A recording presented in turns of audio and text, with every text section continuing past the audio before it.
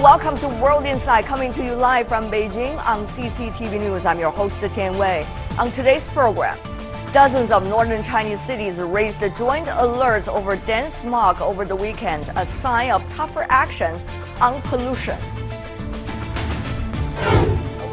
And landsman Louis Saihoyus tells his story behind filming endangered dolphins in his seminal 2009 documentary, The Cove. Though the most recent bout of heavy smog dispersed on Monday, the haze blanketed more than 60 cities in 7 provinces and municipalities over the weekend in China.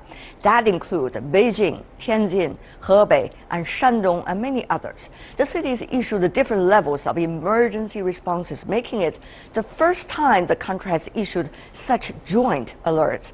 Smog frequently choked northern China in recent years, showing the need for stronger measures to clamp down on air pollution. Blue skies returned after an unusually smoggy weekend. Residents of the country's northern regions had to breathe in a thick, hazardous soup through Saturday and Sunday, when the air quality index was off the charts. Dozens of cities were under joint smog alerts the first time ever, and millions living in the pollution belt worried about their health. No wonder the public has become sensitive to air quality, an obsession even for people who live in the capital's suburbs and out-of-towners. The pollution doesn't just affect the health of people living here. Even for people like me, I've only been here for 2 or 3 days, but my throat feels really uncomfortable. China's State Council plans to buckle down to work on a national plan to cleanse polluted air, water, and soil, which are all environmental improvements for the 13th five-year plan period. The plan set in motion a greener way of living, leaving little environmental waste and heavily cutting down big pollutants to build a sounder ecological system by 2020. China's environmental protection still lags behind its economic status, and decades of breakneck growth have left the country saddled with problems such as smog and contaminated waterways and soil. The country could learn a thing or two from European capitals which had to deal with serious air pollution problems. Cities such as Paris and London also choked while covered in thick smog. On worse days, iconic city landmarks can be barely seen through the haze. But there was a light at the end of the tunnel as stringent measures to rid the air of pollutants paid off, like improving fuel economy, taking public transportation, and developing more efficient machines.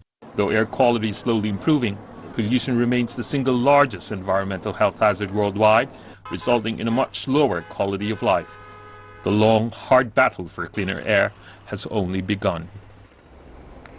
It is a long and hard battle. For more discussion about that battle, China's air pollution, I'm joined here in the Beijing studio, Ms. Wu Changhua. She's a member of the Future Council of Environment and Natural Resource Security of the World Economic Forum. And also joining us here in the Beijing studio, Mr. Dong Liansai, who is an air pollution campaigner for an environmental group based here in China. Welcome to both of you. First of all, how far are we when you were listening to our background stories? 2020, we're supposed to achieve a great goal, but from now until then, people want to live, and people want to live with a little bit better quality. So, Ms. Wu, how far away from there? From what has been happening in this country, particularly this year, it tells us it's going to be really struggling sort of battle. And even though the political willingness is very strong, very high, and a lot of efforts happening on the ground, but in reality, we're not really getting even closer. What are these efforts? Tell our audience all over the world. Sure. I think from the national government level, this generation of political leaders, when they took office 4 years ago, they declared a war on pollution, and air pollution definitely high up on the national agenda. What came afterwards is more restrictive laws, regulations, and the first piece of environmental legislation in China on air pollution control was regarded as the first environmental legislation with the teeth in it. And since then, actually, we started to see more efforts focusing on the enforcement, compliance, whatever. But somehow, we could, from the outcome, the reality, we could tell there's still a gap in between that we need to make more efforts. Not only a piece of legislation, not only a war declared upon environmental pollution, but also the economic transformation plan that the country has adopted, also in its 13th five-year plan. You know, China wants to have have a plan for everything, and certainly plan works, but it seems that this time plan only slowly, gradually working on environmental issues, particularly air quality. Well, we can take Beijing as a good example here. So Beijing set a target for meeting to 60 milligram per cubic meter until the year of 2017. So that is more like a 12% decrease comparing with 2015 level. But the newly released target for 2020 is actually corresponding to a 2% per year from 2017 to 2020. So this is a little bit drawback comparing to the previous efforts.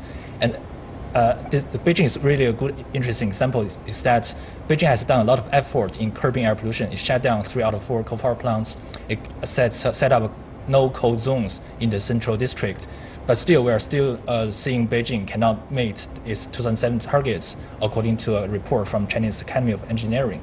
So the important thing here is that you need to see the very nature of air pollution, that it is transboundary nature. Beijing alone cannot solve the air pollution in Beijing here. You really need the help from the surrounding provinces, such as Hebei and Shandong province. And if you really look at the great industrial distribution in the Hebei province, in Shandong, and even in Henan, you should really notice that without the progress being made, like phasing out the coal, like shutting down overcapacity in the industrial regions, there's no way that Beijing can meet its ambitious target. Well, Mr. Dong, what you said, well understood. All over the country, municipal government, provincial government, city government, county government, even village government, they understand that. But the question is how that can be done. When you think about the coal industry, we don't want to bargain for the coal industry. When you think about the iron and steel, we don't want to bargain for them. But the question is, how can you make sure the amount of losers as a result of the change would now be astronomical? In other words, how can you balance the interests while pushing the agenda forward? That's how you can implement the agenda. So, Ms. Wu, help us understand, where are we now?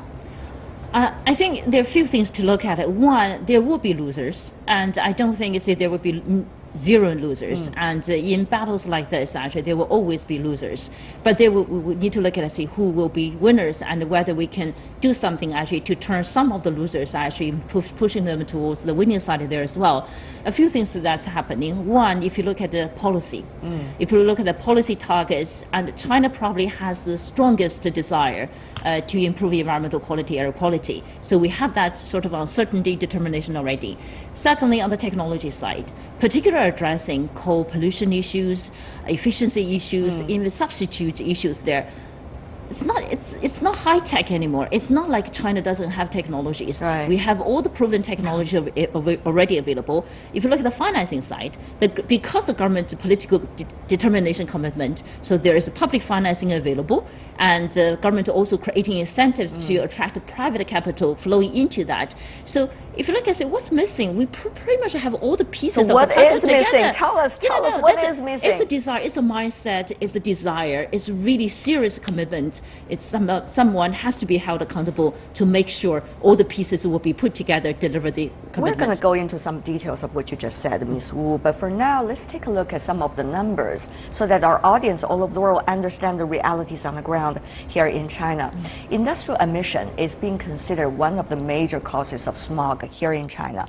A photographer tells the story about the origin of smog around Beijing, which are the towns and the cities in Hebei's famous iron and steel factories, for example. The pictures underscore the sharp contradiction between industrial development and environmental protection. Look at that.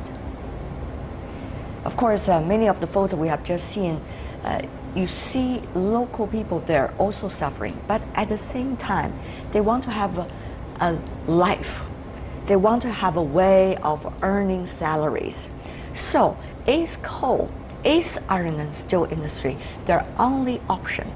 If it is, can it be done better for their own health, the local people there, and also for the businesses? They can still make their living, and at the same time, much less pressure on municipalities like Beijing and Tianjin when it comes to air pollution. Mr. Dong, I'm putting a very hard question right in front of you. Well, in my view, that I think the pressure from both sides, either economic development or the public health, are both important. So it's kind of wrong to make a conclusion that because of we are having these economic difficulties, we can make some drawbacks on environmental plans. That is wrong.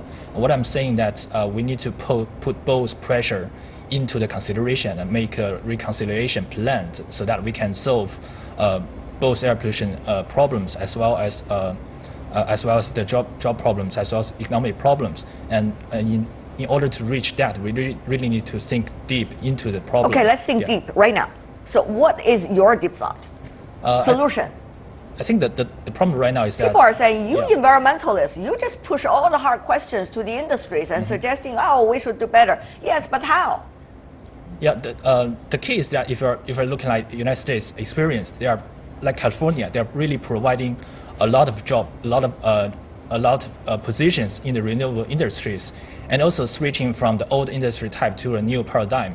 We are also creating more jobs. So this is what we can find the solution. This is what we can look into. But right now, I think that there's the effort we make in this solving job issues, solving economic issues, is a little bit less efficient, and we need to do more on that. But Mr. Dong, may I just jump in a little bit before I let Ms. Wu to respond as well? First of all, California, whether it's East Coast or West Coast in the U.S., it took them also decades, many of those from China's industries would argue, to eventually solve this problem because they have found some other alternatives than the pollutants they were using.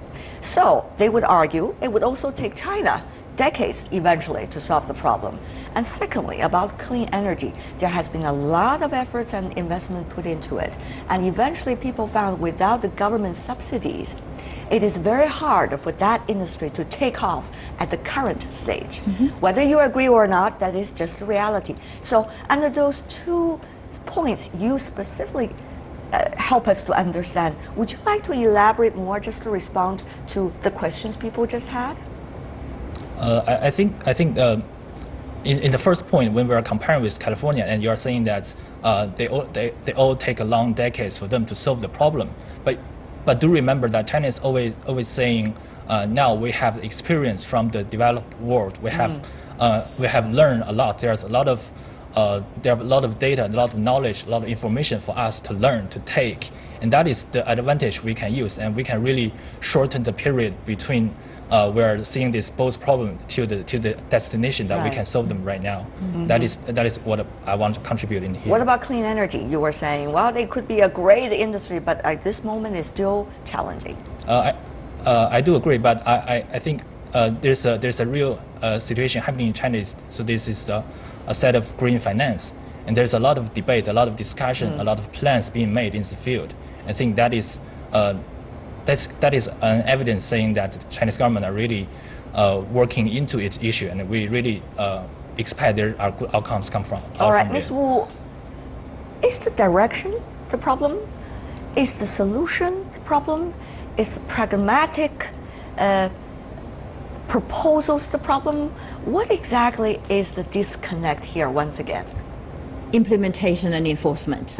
And we are coming back once again to that word. That's the fundamental, that's the issue. Just going back to the photos actually you just shown us, it's wrong. It's not, it shouldn't be that sort of situation. And people, government officials need to be held accountable for not only the environmental qualities, but also for people's health. The two, as Dong mentioned, actually, it shouldn't sacrifice for the other, right? And so that's the point I want to clarify. Secondly, actually, if you look at, there are people talking about jobs losses, sacrifices, whatever. But in reality, I don't think comparing to the industrialized countries, the journey compared to what we are today, it's not the same. Say, let's compare that because of what they had done. Then this is just reasonable for us. Time is very different. If you look at back then, of course, for countries like UK, for instance, they find oil right in the North Sea. But the biggest driver is really the desire from the society to find alternatives. Yeah, alternatives. And back then, when they found oil, it was costly, right? probably for all, if we apply the excuses we're using here today in China, they probably didn't have to apply, the oil to substitute coal as quickly as possible. Right. But somehow that had happened. Why? Because the society, the public desire for much better environmental quality there. So similar thing is happening here now, because the society literally has the highest desire for change. Then you ask the question, so what's wrong? I said, political leaders are saying we're addressing that. If you look at the policy incentives seem to be on the table, then you have technologies. We said, wait a second, what's wrong? It's really, say, enforcement. Implement. Someone needs to be held accountable, make sure they really take the actions and deliver. Just to take the example of data collecting, for example, we all understand the way to monitor the situation, you need to know what exactly is happening. You see that map when you look at the China's Ministry of Environmental Protection. They have monitors everywhere in the country, almost, and particularly in some of the heavy polluted areas. And yet some of those numbers just appear to be zero. Obviously, it is not working over there, the monitors.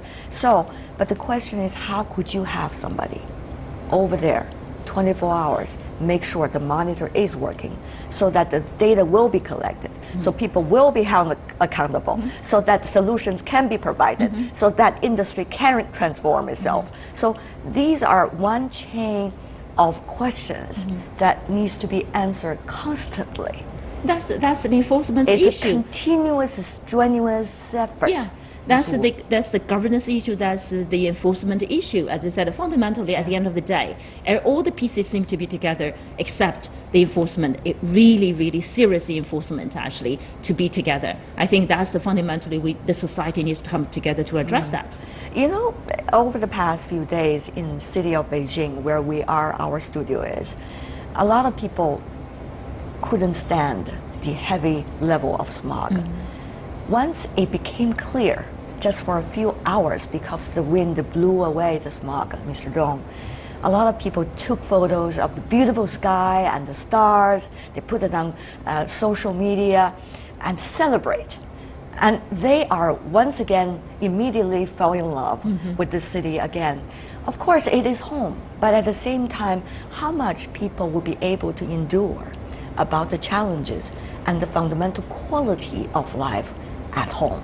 That is a very important question, Mr. Dong. I think that the situation we are facing right now is that the public awareness about environmental performance, about public health, is really growing at large. And as you said, they are taking photos on blue skies, but as I observed, they also take photos on the pollution days. They're all pointing out the problems. So you also saw there are a lot of creative ways on expressing their emotions, on telling the problem. There are a comparison of different skies within one location. There's a smog absorbing tower being set up in the artistic region here. So people really do care about their public, their health. They do care about Chinese their life use quality. humor in order to overcome the difficulty they that is face, of course, to laugh it off. But at heart, there is the bitterness that they have to come over it, and the whole country have to come over it. Yeah, I think if you look at the recent episode, actually, people living in Beijing, many within my circle of friends, many of them got sick. So when you started to have more episodes like this, when you have more people get sick, I don't think people would be able to continue to carry on, to tolerate it anymore. I'm hoping that sort of emotional desire, momentum that we are building will be turning here. into somehow driving the reality, But driving the when you enforcement. look at elsewhere, for example, the United States, the Rust Belt, with Mr. Donald Trump, the president-elect, certainly winning big way when it comes to electoral votes. The way he's winning is because he has won the hearts of the so-called rednecks, and mainly people in those industries that were supposed to be got rid of. But of course, in political campaigns in the United States, for example, Mr. Dong, it become very important political issues. So the United States also fighting its own battle of how to transform its economy, how to make sure the hard decisions can be made and will be implemented. And that takes them a long time. I'm not trying to find the excuse for China, but the question is, when you have the most powerful country in the world still struggling, when you have different deglobalization voices, when you have climate change being denounced as not a fact by some, will voices to push things for the better still happening and still happen as strong as they used to be and probably even stronger? Mr. Dong, your input here. Well, my input here is that given the fact that the pollution scenarios in China is actually improving a little bit comparing to previous years, like the crazy bad days back in 2013, we're actually making an improvement. But as the improvement goes, do you think there's a less voice coming from the public comparing to the time before? I don't think that it is the case. We're still seeing at least a same amount of public debate, public discussion on social media, and even there are more discussion on how to deal with air pollution. Right. Where is the solution? What is the correct way for public health protection? And people are really doing their own version of research now. Yes, they are all actively using their resources to help with the air pollution problem. So that is my input. That with the process ongoing, we are still having the same momentum, same motivation comparing before.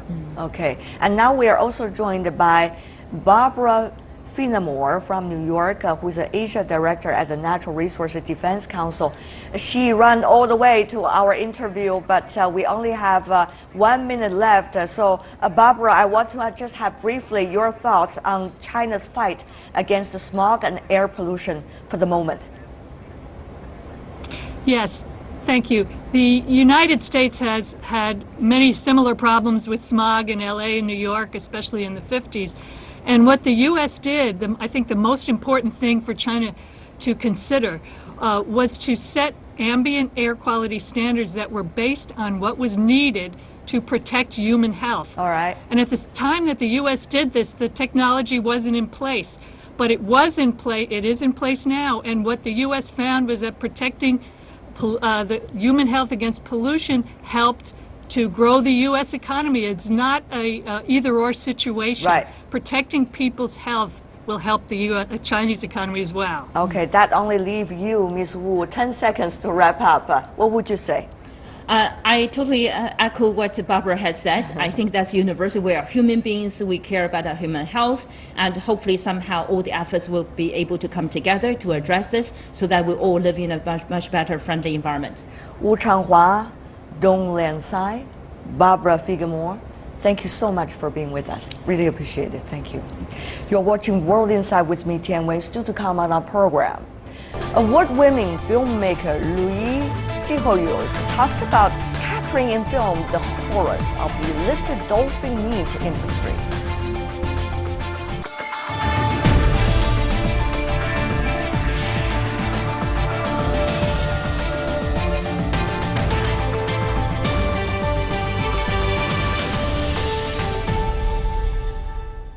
You're watching World Insight on CCTV News, coming to you Monday to Friday every day.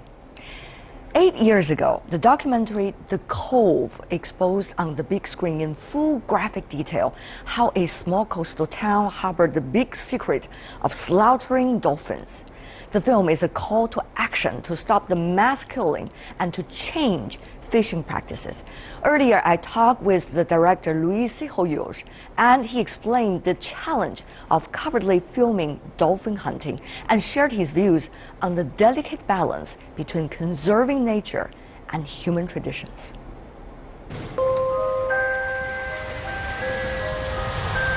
Smart, playful, and fun. No wonder dolphins are the darlings of the ocean. Their streamlined bodies, smooth skin, iconic flipper and bottlenose draw crowds in sea parks.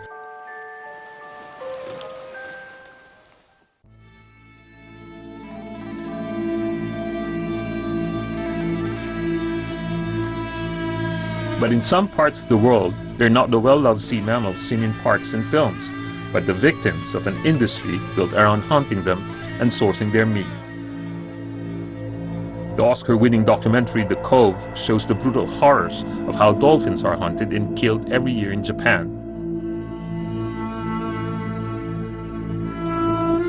Before The Cove made it to theaters, the director and his crew fought an uphill battle to get it filmed. They had to deal with intimidation, derision and anger from local police and the Japanese local government. Once the film was shown, the director Louis Sihoyos and his crew were banned in Japan. Once a famous photographer for National Geographic, Sihoyos continues his mission of rescuing sea life. The organization he founded, the Oceanic Preservation Society, works to create awareness and reverse human damage to the seas. Although Sihoyos' documentary made people aware of the dangers to dolphins, he is caught in a web of controversy over his method of filming. Back then, there was 4 hours and about 5 minutes of drive time. So we snuck in the middle of the night. Yeah. We set the cameras. These are prototypes of the first hard drive cameras ever made. We set those in the Cove, and my team went to bed. We'd been up for a couple days. Right. And I was hanging from a rope with black paint on like a ninja. And then we had to come back the next night to retrieve them. When I was hanging from the rope, I had a camera, so I'm watching it through the lens. I mean, it was horrifying. You couldn't believe what was going on. Mm. And then we got really scared because we didn't know, nobody knew what happened back at the Cove. Nobody knew how they were killing these animals. And then once we had that footage, you know, we realized, then we got scared because we knew that we had enough evidence that we could really do some damage to some, you know, people were going to get hurt economically. Right. And when you start hurting people economically, then they start fighting back. But we got out of the country before, you know, they really found out what we were doing. Mm-hmm. They accuse you of using, you know, hidden microphones. They accuse you of using cameras that were disguised as a rock in that specific cove. It's a national park. You're allowed to take pictures in a national park, right? The accusations against us about hidden cameras in the park, big deal. Compared to the potential good that's coming out of it, there's, you know, tens of thousands of dolphins that are saved because of what we did. That's huge. You look at SeaWorld stock and that's crashing like that. I'm very proud of the efforts that we've done. It's, you know, when you can leave a positive mark on the planet, right? It's a good day. What's really driving those people of doing so, and even driving them to accuse you of all kinds of hilarious stuff after the movie was being viewed by people around the world? The cultural tradition started in 1964. You know, there's some evidence that 400 years ago, they got a couple of pilot whales, which are big dolphins. They scared them into a cove and they killed a couple of them. They only started doing the dry fisheries with fast boats. They couldn't do that with canoes, and, you know, 400 years ago, where they get whole pods in there. This only started in 1964.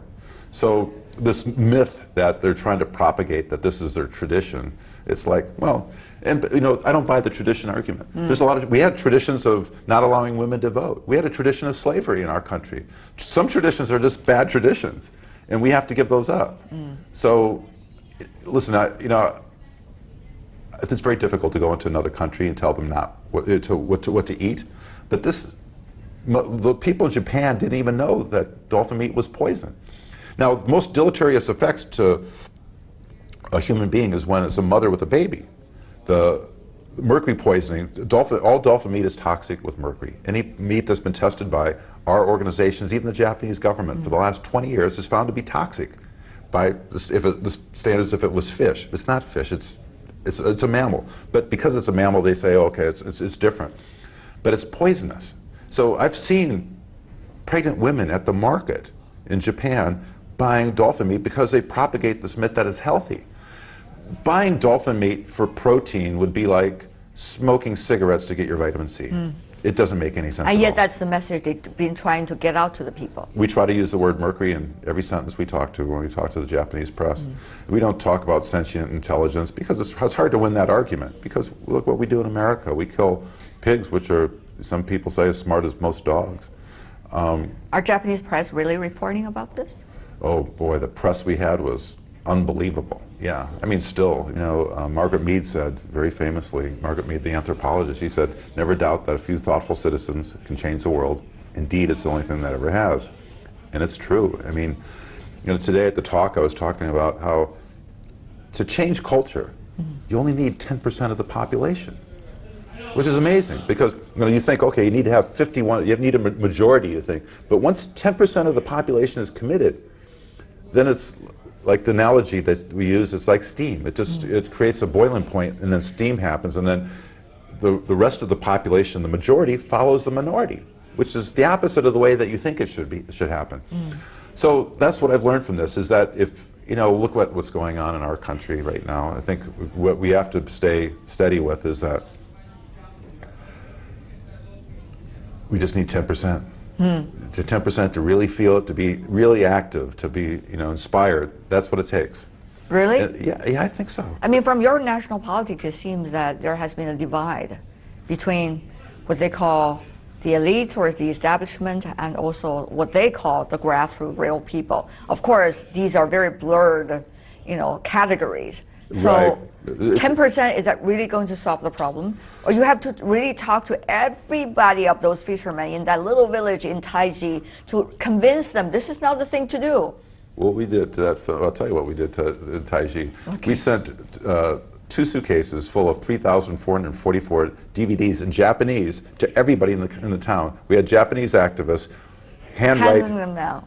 mail one to everybody that lived in the town. So the idea that we had was if we could just reach 10% of the people in that town, that's all we need. And that's what happened. Because imagine this, one mother who sees that and says, oh my God, I didn't know that dolphin meat was poison. She tells her neighbor, they tell her neighbor, you don't need the whole town to be inspired. But now they can't sell dolphin meat like they did. To human beings, what they're doing is they're using dolphin meat mostly for pet food now. Because they can't, we killed their market. People know about it. So, you know, Blackfish, another film that came out about the captive dolphin industry, we sent a copy of Blackfish in the Cove to everybody that sat, the 10 major investment firms that back SeaWorld. We sent copies to every one of the people that sat on the board of directors of those 10 major investment firms. And once they see that, you know, we think, we don't know if they're going to see it or not, but let's say even their son opens it up and watches it and goes, oh my God, Dad, look at this. That's where change happens. Right. You never know how that 10% is going to, where it's going to come from. So what we do is we spread them, you know, these films like seeds, and you never know what's going to pop up. So that's, you know, our strategy is that we just keep on trying everything until something works. You have people over there, how do they work? Oof, we work on campaigns. We just try to keep it, you know, any kind of news that we can. We support other people, other groups doing work over there. I can't go, my group can't go to China, to Japan because there's arrest warrants out for me. I would get arrested if I went back to Japan. Oh. So we have other people working on it, other groups working on it. Is that the price you have to pay, that you would hardly have any access to Japan anymore as a result of this documentary, which woke people up? Yeah, we knew that would be impossible to go back for me going forward, but that's, you know, it's a small price to pay. I mean, I love Japan. I have nothing against Japanese people. It's a small group of people actually doing this. And we keep on hammering the idea that these animals, it's not just that they're sentient, intelligent. We kill a lot of animals as a species. You know, humans kill a lot of animals that I don't think there's any need to do that anymore. We can evolve past that. But these animals are brutalized in ways that no animal should. We've seen that from the movie. Yeah, Jacques Cousteau said that the educational benefit of watching a dolphin in captivity would be learning about humanity only by watching a prisoner in solitary confinement. There's nothing to be learned by watching it. You're watching a spectacle of dominance when you watch a dolphin show. So we'd like to get that word out. So films are a powerful weapon. You know, Absolutely. They're a weapon of mass construction. You know, you drop a bomb, you kill people. You make a film, you create allies. People that see the Cove, you can't unsee it. So they're active on this. It's, you know, that film's been out for 6 years right now, and it keeps on going. How did you manage to convince them of doing this? Which is the most difficult one? Tell me. I was at a climate meeting with under Ban Ki-moon, the Secretary General of the United Nations, with the people underneath him working on climate change before COP21. Yeah. And I'm with all the heads of the organizations like Sierra Club, Greenpeace, Sea Shepherd, all gathered in one sort of a big summit. And the leader of this convention asked me to come and talk about our new movie, Racing Extinction. I said, oh, the movie's done. I don't really want to talk about that. I want to talk about, does anybody here know Bill de Blasio, the current mayor of New York? Yeah. And the guy whose house it was is Norman Lear, most famous TV producer in America. He's leaning against the wall and he goes, I know Bill. He flew to New York the next day. The following day, I get an email from the mayor of New York and said, how do we make this happen? Oh, Empire State Building we're talking about, my friend. Yeah. So we had it took 4 years, but it took a long time. But we just kept on Pushing. Pushing Every time. Yeah, and people thought it was crazy. It's like, oh my God, here he comes again with this idea. But once you pulled it off, when people were saying that, it'll be a non-event, like it never happened, we had rented a place, a viewing platform at a restaurant bar overlooking the Empire State Building. And my 2 sons were there. And we were up there, we're taking pictures, and one of my sons go, Dad, there's people down on the street. I thought, okay, well, of course, it's New York. And I looked down over the head, and it was like a parade on Fifth Avenue. We shut down Fifth Avenue. There was taxis stopping in the middle of the street because everybody's looking up. They want to look at that. And they're stopped with cabs with their fares still in it, and they're getting out and looking at this amazing stuff. There's kids sitting on cars at 11 o'clock at night.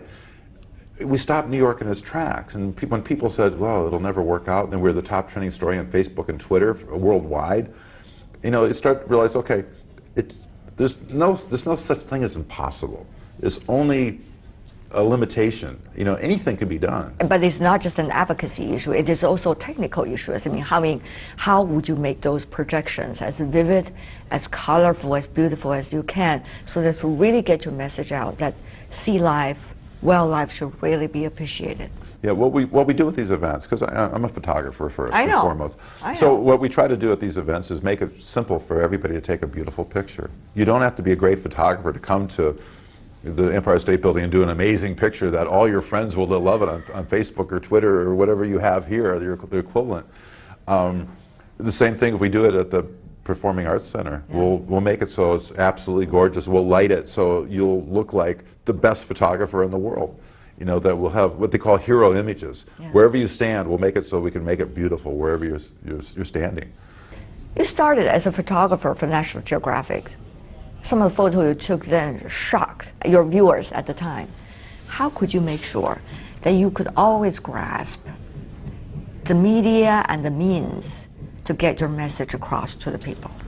Well, first of all, I'm always thinking of the audience, whoever it is. I'm always trying to put myself in their chair and trying to make something amazing, something spectacular, something interesting, something that I would be interested in. I remember the photo you make about Bill Gates when he was still very young. Right. Using one CD in his hand and sitting on a whole pile of paper, suggesting how much information you can put over there in that little CD. Mm-hmm.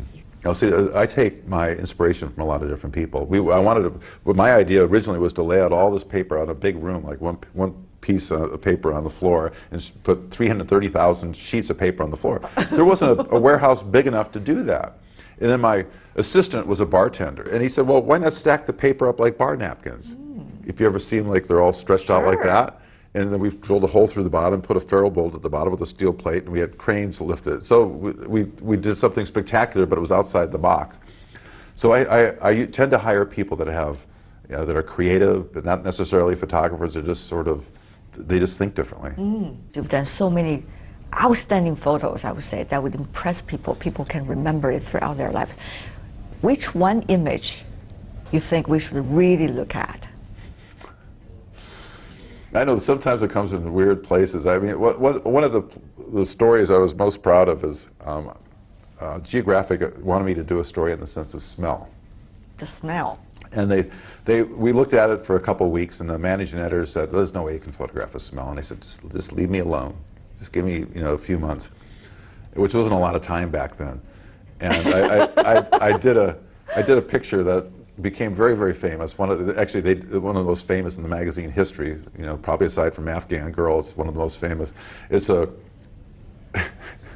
What is it? It's a group. The sense of smell. So I thought, okay, there must be some professional noses, right, in the business. Yeah. So there's a picture I took of there's a group of ladies. They're professional, armpit testers. So it's a funny picture because no matter how bad your job is, you can look at that and say, at least it's not that bad. That's what you're thinking when you're making your movies, no matter what the dangers are at. I could be doing that. Thank you so much, Louis. Thank you for having me. What a pleasure. Likewise. Thank you. Cheers. That's Louis Saihou's Certainly, he has been enjoying himself when he's making his efforts on wildlife protection. And that is all the time we have for today. If you'd like to see more of our program, you can visit our website. Just type World Insight CCTV News into your search engine or check out our YouTube channel. From me, Tian Wei, and everyone on the World Insight team, thanks for watching. And tune in again tomorrow for more insights from across China and around the world. Good night.